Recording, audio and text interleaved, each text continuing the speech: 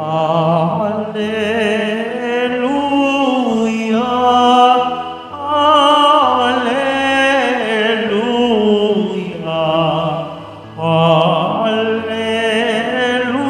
Alleluia, Alleluia. Manalangin walang humpay, samantalang hinihintay si Jesus na buong mahal. Alleluia, Alleluia, Alleluia, Alleluia.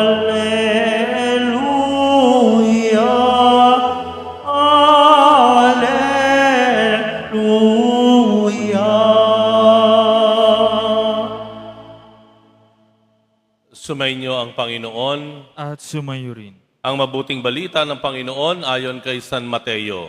Papuri sa iyo, Panginoon. Noong panahong iyon, sinabi ni Jesus sa kanyang mga alagad ang talinhagang ito. Dito maitutulad ang pagpasok sa kaharian ng Diyos. May 10 dalagang lumabas upang sumalubong sa lalaking ikakasal. Bawat isa'y may dalang ilawan. Ang 5 sa kanila'y hangal at ang 5'ay matalino. Ang mga hangal ay nagdala ng kanilang mga ilawan, ngunit hindi nagbaon ng langis. Subalit ang matatalino'y nagdala ng langis, bukod pa sa nasa kanilang ilawan. Nabalam ng dating ang lalaking ikakasal, kaya't inantok silang lahat at nakatulog. Ngunit nang hating gabi na'y may sumigaw, "Narito na ang lalaking ikakasal, salubungin ninyo." Agad nagbangon ang 10 dalaga at inayos ang kanilang ilawan. Sinabi ng mga hangal sa matatalino, "Bigyan naman ninyo kami ng kaunting langis. Aandap-andap na ang aming mga ilawan eh.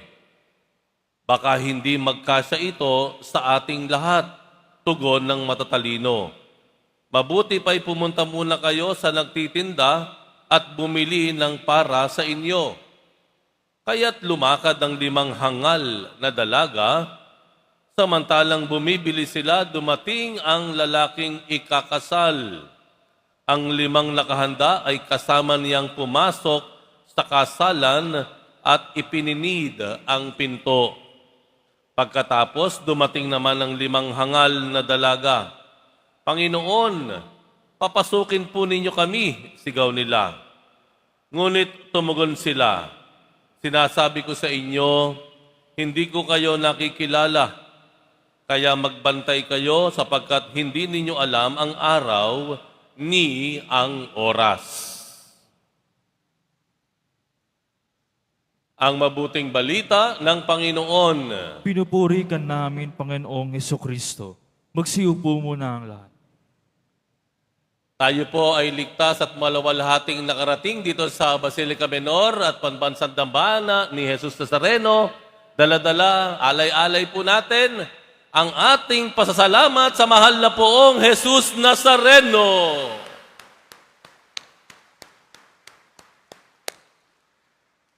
Maraming salamat, Panginoong Jesus Nazareno. At pwede bang lingunin po natin yung mga taong nasa paligid po natin, likod, harap, tabi, sabihin po natin, God bless you. Ayan.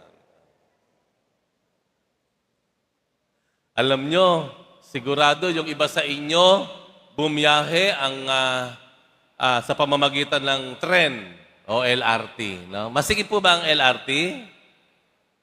O kaya bus, o kaya jeep, no? Masikip ang jeep, mga upong, sabi na nung panahon, upong 25 lamang po. Ayan, ano? Talagang minsan magkakaskasang kayo ng, ng braso, ang lagkit, ang init, di po ba? Minsan yung mukha nung nasa likod nyo, nandito na yung mukha. Pag ano nyo, magugulat kayo, no? Halos mahalikan nyo na. Di ba? Maraming gano'n, lalo na sa mga bus o katren, yung talaga nakaganon, sikip-sikip, ganyan, ano. Talagang haba naman ang biyahe, hanggang ano ba to, tagal-tagal, traffic pa, di ba? Yung alam niyo yun, yung umiinit na painit na ulo mo. Dalawa lang ang pwede mong gawin dyan kapag ikaw ay nasa ganyang kalagayan. Either, magtiis ka, isin ko na lang. Alay ko na lang po sa ito, mahal na po ang Jesus Nazareno. Yan, di ba? Ganon, ano?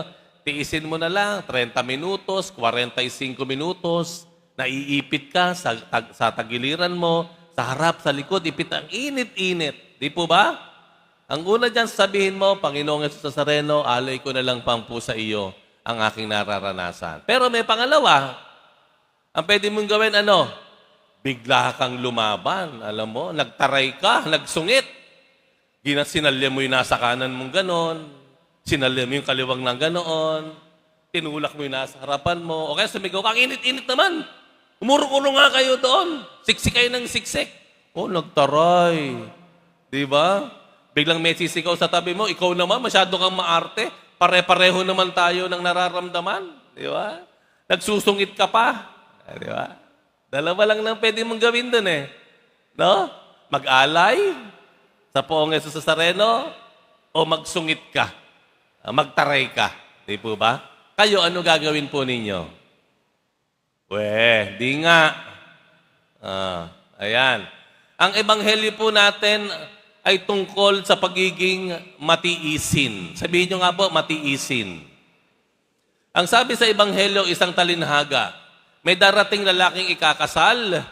Pero nung panahon na iyon kasi, hindi kagaya ng panahon ngayon, may oras talaga sa simbahan. Kailangan dumating ka sa ganitong oras, di lahat na dalawa ikakasal, dahil pagkatapos ng kasal nyo, mayroon pang susunod, di ba? Pero nung panahon ni Jesus, sa kanilang nakasanayan, walang oras yung dating nung ikakasal. Wala. Kaya yung ebanghelyo tungkol sa 10 dalaga na tinutukoy ng ebanghelyo na 5 ang hangal, 5 ang matatalino. Yung 5 hangal daw, hindi nagbaon ng extra oil para sa kanilang gasera, ilawan. Hindi nagdala. Yung 5, matatalino, meron ng laman yung kanilang gasera, ilawan, meron pa silang baon. Na tumagal ang dating nung ikakasal, naubos yung, mauubos na yung langis sa ilawan ng mga hangal, pero yung matatalino, smile lang, meron pa kaming baon. Ayan, ano? Sa bandang huli, yung mga hangal, hindi nakapasok sa kasalan. At yung 5 matatalino, nakapasok sa kasalan, nakasama sa pagdiriwang ang ikinasal o ikinakasal. Ano po ibig sabihin dito? Ito po ay tungkol sa paghahari ng Diyos, kailangan natin ng pagiging matiisin. Kung nais daw nating maligtas o makapasok sa kaharian ng Diyos, kailangan nating maging matiisin. Pakiulit nga po, matiisin. Matiisin po ba kayo? Sino po dito matiisin? Taas ang kamay. Wow! Kaya tuwang-tuwa sa atin ang mga politiko.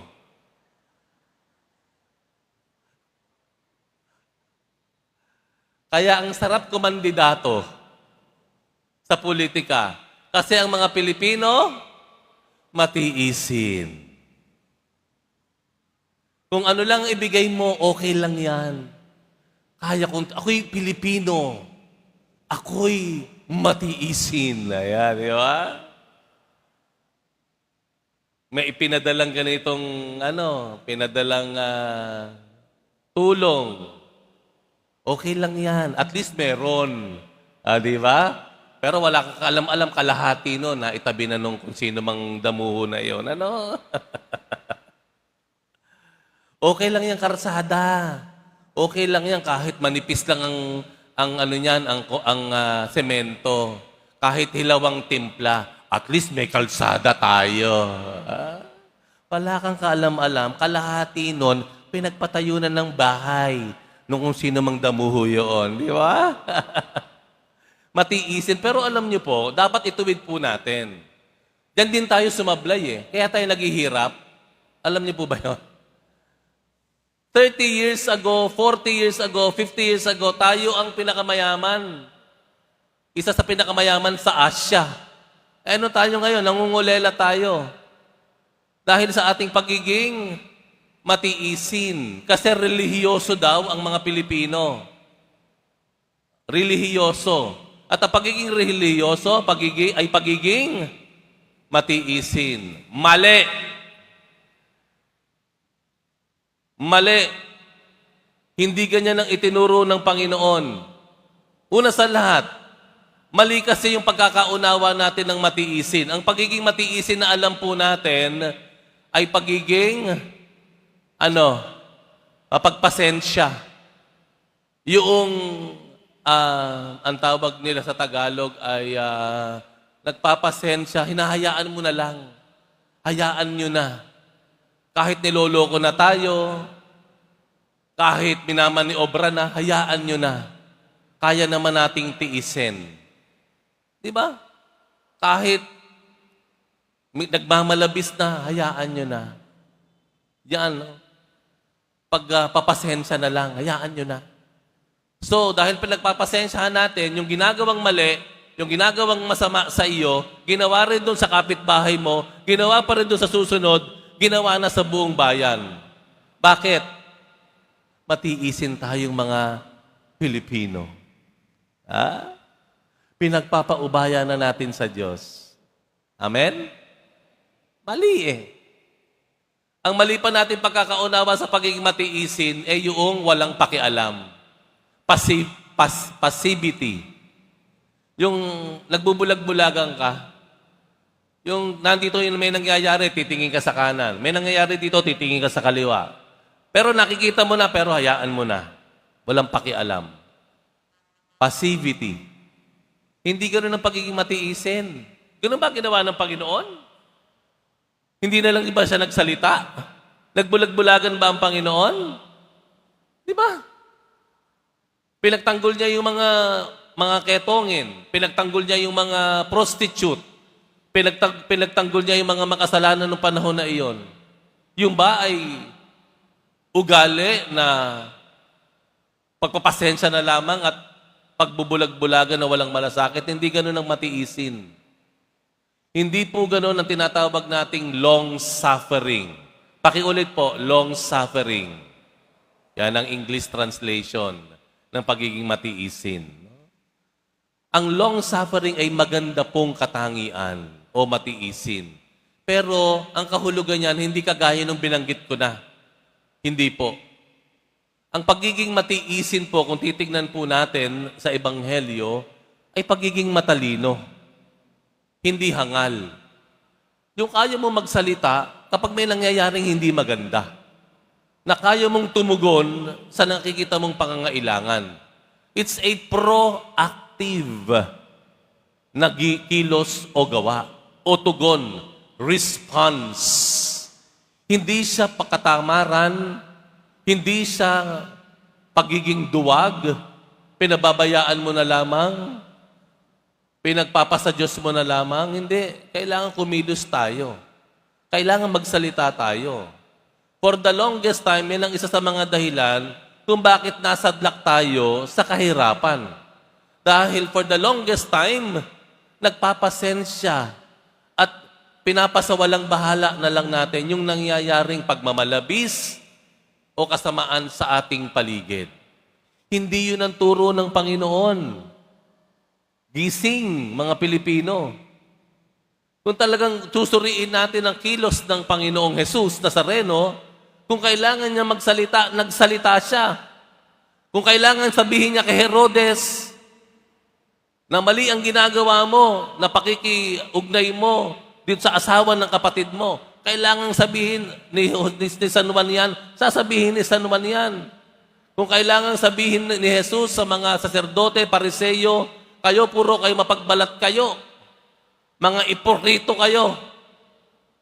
Ang galing niyo magsabi sa mga tao na mag-alay ng ganito, gawin ito, pero kayo hindi nyo, hinliliit ninyo, hindi nyo ginagamit para tulungan ang mga mahihirap. Ganun ang Panginoong Yesus. Yun ang kanyang pagiging matiisin. It's a proactive thing. Yun ay pagiging matalino. Amen? Itama na po natin. Ituwid na po natin. Bangon na tayong lahat mga Pilipino. Tayong mga Kristiyano. Ano po? Tayo ay makihalubilo. Tayo ay makipagtulungan. Tayo to collaborate. Kooperasyon. Sumama na po tayo sa pagsisikap natin na isulong ang katarungan, isulong ang katotohanan, isulong ang kaayusan sa ating bayan. Ang mahirap po dito at nakakalungkot, ang dami-daming deboto ang poong Jesus Nazareno, pero ang alam lang natin ay pagiging matiising mali ang pagkakaunawa. Ang pagiging deboto ng ating poong Jesus Nazareno ay hindi pagpapabaya sa nangyayaring kamalian o pagiging pipi natin at walang pakialam sa nangyayaring kasamaan. Hindi po ganoon. Hindi yun ang halimbawa na matapang na ipinakita ng ating poong Jesus Nazareno. Ang pagiging matiisin po ay nangangahulugan ng isang aktibong pakikilahok para maipalaganap natin at maisulong natin ang katarungan, ang katotohanan, at ang kaayusan. Handa na po ba tayo na maging matiisin sa tamang pagkakahulugan nito?